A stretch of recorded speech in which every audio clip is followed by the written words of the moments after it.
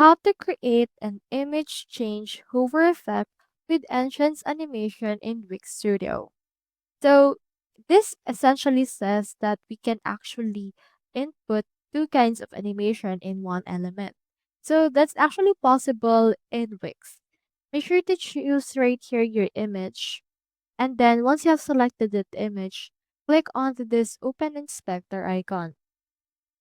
From in there, let's head over first and add an hover. Click onto this add under the hover and then choose right here what kind of hover animation you want. So for example, let's head over and choose in here rotate and show you what that will look like right here.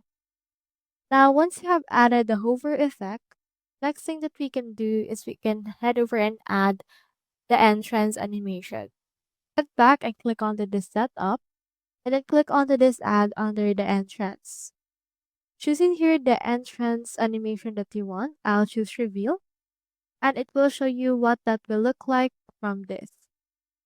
So once you're done, click onto this publish option in order to change it. So that's how you create an image change hover effect with entrance animation in Pix Studio. Hope we helped.